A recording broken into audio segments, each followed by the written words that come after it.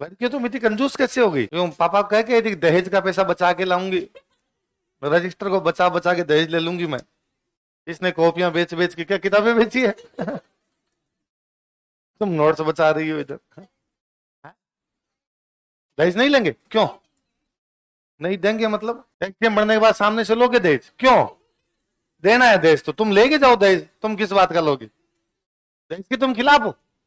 कौन कौन लड़कियां दहेज के खिलाफ है? क्या बात करते हो? सबका दिमाग खराब है तुम्हारा। थोड़े दिनों पहले किसी एक कार्यक्रम में एक बच्ची ने मेरे से कहा, सर आप खूब सारी पंचायती करते हो इधर उधर, राजस्थान की संस्कृति के लिए ये करना चाहिए, राजस्थान के इतिहास के लिए ये करना चाहिए, राजस्थानी भाषा के लिए ये करना चाहिए, और दहेज क्यों नहीं बोलते इसके खिलाफ? लड़कियों से दहेज मांगा जा रहा है, समस्या लगातार बढ़ती जा रही है। आप जैसे लोग नहीं बोलेंगे तो कौन बोलेंगे? और क्या आप दहेज के समर्थक हैं?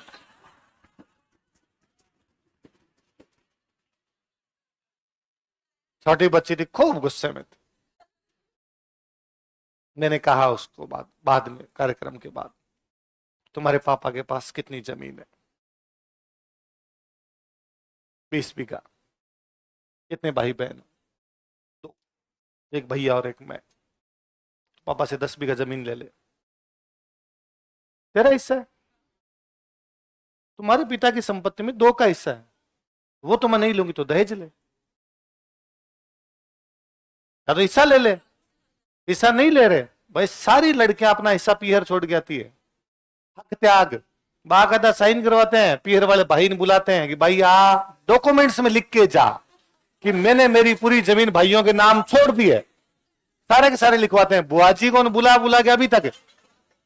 तो जब तुम जमीन छोड़ के जा रही हो, सब कुछ हिस्सा छोड़ के जा रही हो, तो लो, ढंग से लो। जागो लड़कियों, जागो। ये समाज तुम्हें मूर्ख बना रहा है लड़कियों। तुम्हें जमीन भी नहीं दे रहा और तुम्हें दहेज भी।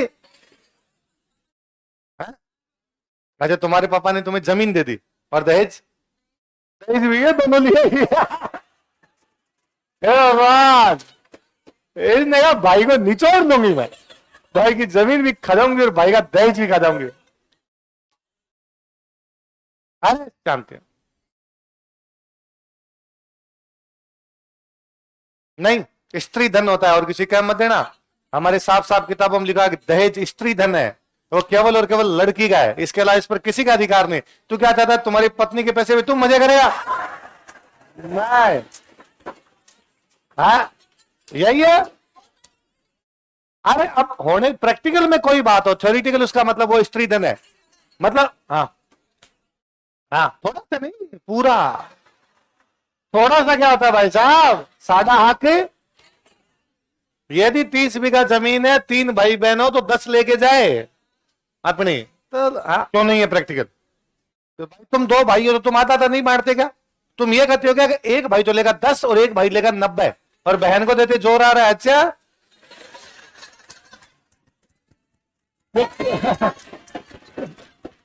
पर लड़कियों तुम तो कितनी, मतलब मैं कह रहा हूं हिस्सा मिलो तो भी ताली, मैं कह रहा हूं दहेज नहीं होना चाहिए तो भी ताली। एक एक या तो हिस्सा लोगे जब वो दहेज लोगे, दोनों एक साथ नहीं। हाँ, हमारे आज किसमें कौन देता है पिता की प्रॉपर्टी में लड़कियों को हिस्सा? अरे अरे शांति रहे, इसको बोलने दो, इसके तो मन की निकलने दो। पूरा जितना हिस्सा है उतना दिया जाए। देख मैं मेरे से बैठ, ये कभी व्यवस्था इसीलिए बनाई गई, इसीलिए व्यवस्था बनाई गई कि लड़की का पिता की संपत्ति में जो हिस्सा है उसके बदले में उसको दहेज दिया जाए। फिर हमने उस व्यवस्था को वैसे बनाया कि एक साथ ही दिया नहीं जाएगा, इसलिए टुकड़ों में दिया जाए। इसलिए हमने उसको कहा कि डाउन पेमेंट देंगे दहेज में, है ना, फिर मायरा भरेंगे। मायरा छोड़ो, तेरे बच्चे होंगे तो देंगे, है ना, तेरे बच्चे की शादियां होगी तो देंगे। ये 2 तो बड़े हैं। तू जब भी हमारे घर आएगी कुछ ना कुछ देंगे। तेरी सासू मरेगी, ससुरा मरेगा। भाई तेरे घर में कोई मरेगा तो भी लाएंगे हम तो।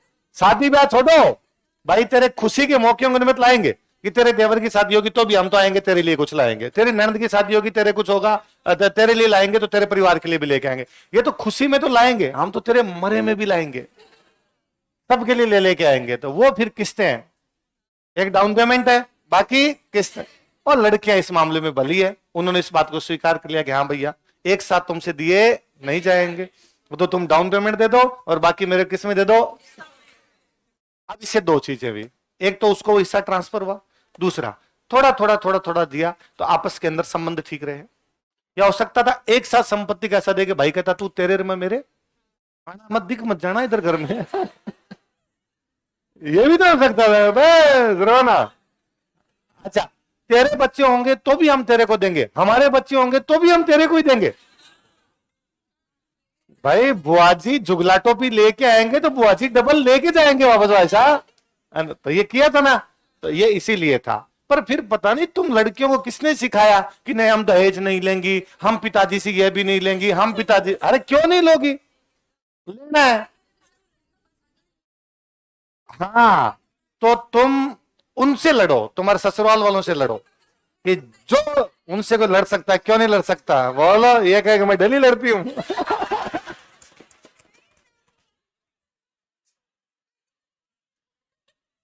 वीडियो मत बनाओ, मरा दोगे मेरे को हाँ इसके ससुराल पहुंच जाएगा हाँ तुम्हारे करके बताओगी कि सर के विचार सुनो लोग नीचे गालियां निकालेंगे, तेरे जैसे लोगों की वजह से तलाक हो रहे हैं आजकल। पर अपने इस बात के पूरे फेवर में है। मैं लड़कों तुम्हें कहता हूं अपनी बहनों को खूब खूब दहेज देना है, जितना दे सकते हो उतना देना है, जमीन बेच के दिया जाए बेच के देना है फिर कोई गालियां निकालेगा। अभी भी इतने मुकदमे चल रहे हैं और मुकदमे लगवाएगा क्या, दहेज के कारण लोगों के घर बिक गए। सोचिए जिसके बेटी होती है उस बाप की क्या बीतती होगी। मेरे है अब मुझे पता है तो क्यों लोड लेना, पहले मेरे कोई कह देते थे, खुद ने तो ब्याह ही नहीं किया, बातें आती है बड़ी बड़ी। चलो हाँ बहन बेटियों को दिया आवाज शुभ होता है, ये इसीलिए कहा गया कि उनको देते रहे, वरना क्या वरना बीच में कोई निकम्मा भाई आएगा नहीं दे रहा भाई आपस में भाई भाई लड़ते हैं ना, प्रॉपर्टी के लिए लड़ते हैं, नहीं देते, मतलब सगे भाई एक माँ के दो बेटे और आपस में जमीन की मर्डर हो जाते हैं, मार देते हैं एक दूसरे को, जमीन का हिस्सा नहीं दिया जाएगा। तो बहन वाले में कहा वो कल को कोई बहन को नहीं मार दे। अच्छा लड़के डर रही है सर, हिस्सा नहीं चाहिए जान चाहिए, आप रख लो सर सारा, मार मत देना सर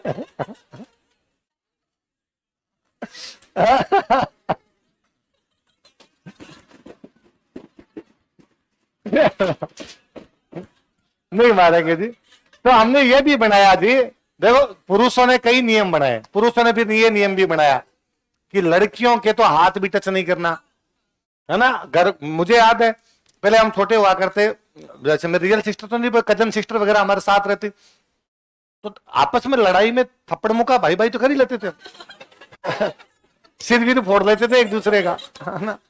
पर बहन के कभी यूं किसी ने टच ही कर दिया तो मम्मी वैसे डराती थी कि अब तेरे को वहां नरक में जाके आंखों से नमक चुगना पड़ेगा। और मुझे लगता है आंखों से नमक ये तो बहुत बुरा हो जाएगा यार, दीदी प्लीज तू दो मार ले ये नमक मत चुगवा देना तू। और मम्मी वैसे समझाती कि कांटों की बाढ़ होगी और भगवान तेरे दोनों हाथ उसके अंदर डाल दे, बड़ा डर लगता था वो तो। अब जाके थोड़ी चीजें समाप्त हुई। मैं जो छोटा था तो घर वालों ने सिखाया कि लड़की का नाम नहीं लेना, लड़की का नाम लेने से पाप लगता है, भाई बोलना है। तो अब वो सब कोई भाई बोलते, भाई कोई अड़ोस पड़ोस के भी कोई बच्चे है तो उनको भी भाई बोलते, घर वाली को भी भाई बोलते। तो मेरी वो आदत ही पड़ गई कि भाई कोई दूसरे लड़के तो उसको क्या बोलना है। मैं एक बार 11th में पढ़ता था, मेरे कोई क्लासमेट था, केमिस्ट्री की प्रैक्टिकल की फाइल लेनी थी, तो मैं उनके घर पे चला गया लेने के लिए। तो उनकी सिस्टर बाहर आई तो मैंने कहा उसमें दोस्त का नाम लिया कि भाई वो घर पे गए, तो वो बड़ा यूं गंभीर सा लुक देते हुए अंदर गई, मुझे यूं आंखों से मार देगी वैसे। तो मैंने मेरे साथ में थे, मैंने कुछ नहीं कहा, अपने केवल फाइल मांगी थी, उस दोस्त का नाम पूछा था, इसने इतना बुरा देखा है। उसने कहा तूने इसको भाई बोला है, यहाँ शहर में भाई कौन है, ये इसलिए खुशी में कि मंगते शकल देख तेरी, तुम भाई लग रहा है। खुद लग रहा है तुम, और तो इस प्रकार को मेरे कह के जा रहा था, इसको ये वैसे ले गए भाई साहब इस चीज को। तो मैं गया यार, चीजें अलग अलग है, कोई किसी प्रकार सोच सकता है। हालांकि अपने तो उसमें हर किसी व्यक्ति का काम होता है, यदि भाई जी का भी कोई काम है तो काम का क्या छोटा बड़ा होता है, पर उस व्यक्ति उस महिला को ये लगा होगा कि नहीं इस प्रकार कैसे हो सकता है। तो ये भी पुरुषों ने नियम बनाए कि नहीं भाई लड़कियों के साथ ये भी नहीं होना चाहिए, ये भी नहीं होना चाहिए, ये भी नहीं होना चाहिए, उनको संपत्ति का हिस्सा मिलना चाहिए। पर इन सालों में तुम लड़कियां बड़ी कमजोर हुई हो। मतलब मैं इस बात पे बड़ा अचंभा करता हूं कि लड़कियां ये आके कर देती है कि पढ़ाई के लिए घर वालों से पैसे कैसे मांगू। क्यों नहीं मांगेगी, मांग। भाई तुम्हारा भाई निकम्मा है धाप के, उसके बावजूद तुमसे ज्यादा ले रहा है, और तुम इसलिए छोड़ रही हो कि उस निकम्मे को थोड़े और मिल जाए। भैया भी पढ़ रहे हैं, मैं भी पढ़ रही हूँ सर, फिर पापा तो दोगा तो कैसे देंगे, तो सर मैं कोई जॉब करके खर्चा चला लूं, पापा भैया को देते हैं। भैया को कहे कि जॉब कर, और पापा को भी दे, तेरे को दे, तू किस चीज के छोड़ रही है। तो लड़कियों दया दिखाने की कोई आवश्यकता नो, चलो अपने घर। नहीं किया जाएगा तुमसे, है ना। हाँ, दया दया आ जाती है तुम्हें घर वाले के भाई पे, भाई कितना निकाल भाई है मेरा, इसकी कोई चीज की कमी आनी, इसका दारू सुट्टा ढंग से चलना चाहिए है। हाँ भाई छोटा है तो भाई को के कमा, मेरे को भी ला के दे और ला के दे। तो तुम तो दयालु मत बनो, थोड़ी यूं दिखाओ, गंभीरता दिखाओ, पैसे वैसे लिया करो, खूब सारे लेती हो पैसे है। हाँ, इसमें कोई दया नहीं दिखानी, और दहेज लेना है। हाँ, हाँ, सुनो उसके,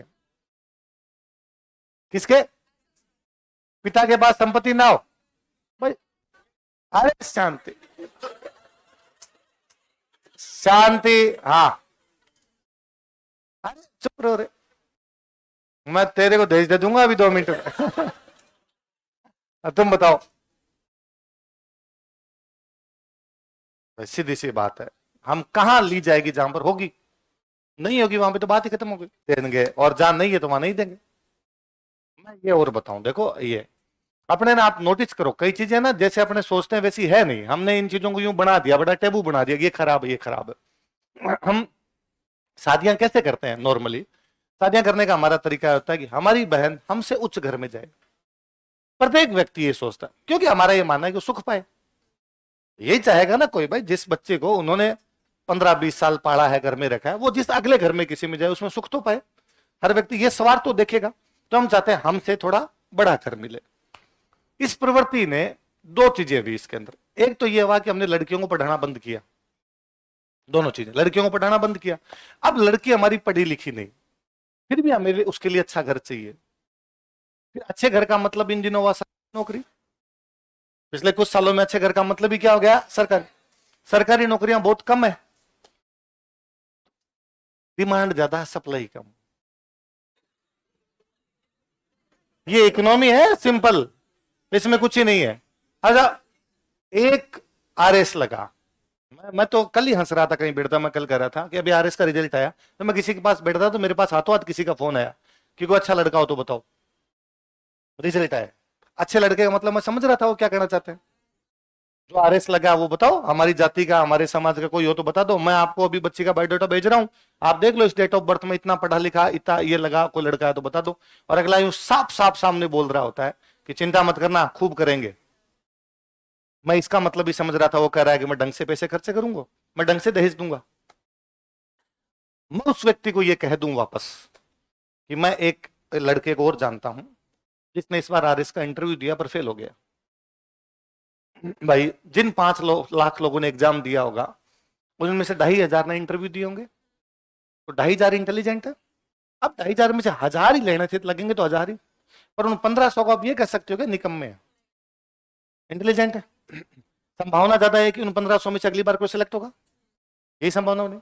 मैं उनको ये कह दूंगी एक बच्चा और है, मैं जानता हूं, पर्सनली जानता हूं, बहुत अच्छा लड़का, बहुत अच्छे घर का है, इस बार सिलेक्शन नहीं हुआ, थोड़े नंबर कम रह गए, अगली बार उसका पक्का पक्का सिलेक्शन होगा। अरे दहेज देने की आवश्यकता भी नहीं है, आप उससे कर दो। तो फिर हम बोली लगा रहे हैं ना अगले की, फिर इस बात को क्यों कहा जाए किसी ने मांगा, फिर कहो ना हमने दिया। हम सब अपने अपने स्वार्थ देख रहे थे। आज के कई साल पहले तक सरकारी नौकरियों वाला प्रचलन नहीं था, तो ये चीज भी नहीं थी। अब मम्मी की, दादी जी की उम्र की महिलाओं से पूछो कि क्या लाई थी दहेज में? बर्तन, बर्तन या घरेलू उपयोग की वस्तुएं। किसी टाइम में सिलाई मशीन देना बहुत बड़ी चीज थी कि सिलाई, हम वो क्यों दिए? वो केवल जो आपने बात की थी उसका आंसर कि वो बर्तन, वो सिलाई मशीन, वो बिस्तर, वो कोई बेड दिया, वो कोई कुर्सियां दी, वो कोई बाद में टीवी आ गए तो टीवी दिए, वो फ्रिज दिए। उसका सिंपल मीनिंग ये होता था कि अपनी नई गृहस्थी शुरू करे, कल को आगे वालों के वहां जाए और वो कहते हैं भाई ये किसका होता है ना, कि धन किसका होता है? ससुराल वालों का होता है। तो मैं आज भी कहता हूं कि जब भी कोई लड़की, मतलब कोई जो लड़का है वो अपने घर वालों से अलग होता है, हम कहते हैं न्यारो हो गयो, तो वो जो अपने साथ सामान लेके जाता है वो कौन सा होता है? तो स्त्री धन है ना, वो लड़की लेके गई। अपने गाने सुनो ना सारे आप, सासू लड़ मत न्यारी कर दे, मारे बाप को दियोड़ो मारे सागे कर दे। सासू लड़ मत, इससे अच्छा न्यारी कर, मेरे बाप ने जो दिया था मुझे दे ताकि मैं गृहस्थी बसा लूं। इसलिए बर्तन देते, इसलिए कि भाई जाते ही कम से कम मान लो सासू लड़ी, इसको न्यारी कर दी तो रोटी बनाने के लिए तो हो, इसके पास में सोने के लिए तो चीजें हो, इसके पास बैठने के लिए कुर्सी तो सब दी जाती। तो इनका महत्व वही था कि हम संपत्ति का एक हिस्सा हमारी बहन को दे रहे होते थे। और पहले जब तक ये सरकारी नौकरियों का इतना प्रचलन नहीं था तब इन चीजों का भी ज्यादा कुछ ही था, तो बराबर बराबर में रिश्ते होते, उसमें इस प्रकार की चीजें होती। अब वो चीजें स्टेटस सिंबल में ज्यादा बदल गई। जब स्टेटस सिंबल में बदल रही है, इसलिए हर व्यक्ति चाह के भी इसलिए ज्यादा दे रहा है कि दूसरों से लगे, है ना। तो अब इसमें कोई वैसे लेता है ना कि लड़कों वालों ने मांग लिया, लड़कों वाले खा गए, नोच लिया, नहीं नहीं। 2-3% जगह कोई हो सकता है, वो में सब जगह भरे पड़े हैं, बेलखनों की कहीं कमी नहीं है, वो आपके आसपास भी मिल जाएंगे, आपके परिवार के अंदर मिल जाएंगे। क्या अपने परिवार में सारे लोग अच्छे हैं? पापा से पूछते रहे, 2-4 तो तेरे काका के नाम ही बता देंगे कि बेलखने हैं। मैं जानता हूं यार, घर के अंदर 2-4 तो अपने को काका भी होते हैं जिनके बारे में बाकी घर वाले कहते हैं साइड में रखो, इसको मत बुलाना रे, बड़ा फर्जी आदमी है। तो सब जगह है, तो वो समाज में हर जगह मिलेंगे। आप सारी चीजें अच्छी अच्छी नहीं कर सकते, इस चीजें अच्छी भी हो सकती है और चीजें बुरी भी हो सकती है। इसलिए लड़कियों, जो तुम्हें मिल रहा है वो तुम्हारा स्त्री धन है। वो क्या है? किसी रूप में ले लिया जाए, संपत्ति के रूप में ले लिया जाए या दहेज के रूप में ले। जब तुम ये इस प्रकार की बातें करती हो, हम तो कुछ भी नहीं लेके जाएंगी, ऐसे ही जाएंगी, तो तुम तुम्हारी पूरी संपत्ति भाई के नाम छोड़ के जा रही हो। इसका मतलब तुम भाई का पक्ष ले रही हो। तुम चाहती हो कि भाई फिर दूसरी चीज करो, फिर इतनी पढ़ो जो तुमने अभी कहा, आवश्यकता ही नहीं पड़े इन चीजों की। मैं जिस दिन सारी लड़कियां पढ़ लिख जाएगी, अरे इसका रिजल्ट है 1000 की 1000 लड़के सिलेक्ट हो जाए,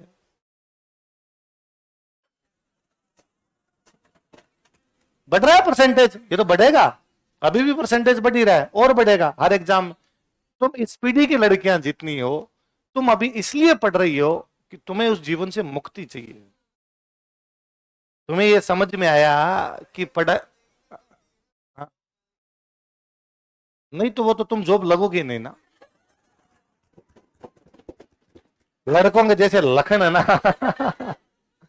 तुम्हें तो हाथाजोड़ी करनी पड़ेगी, कोई आ जाए जैसे तैसे करके, मिजोरम मणिपुर ना जाना पड़े। कल ही कोई एक कह रहा था, हमारे गांव में अंकल है मिजोरम जाके आए सर, तो थोड़ा वो ध्यान रखना। तो पढ़, तुम पढ़, अपने ध्यान दे, इनका पार पड़ फूटा जाएगा, लिंगानुपात गड़बड़ाया हुआ है।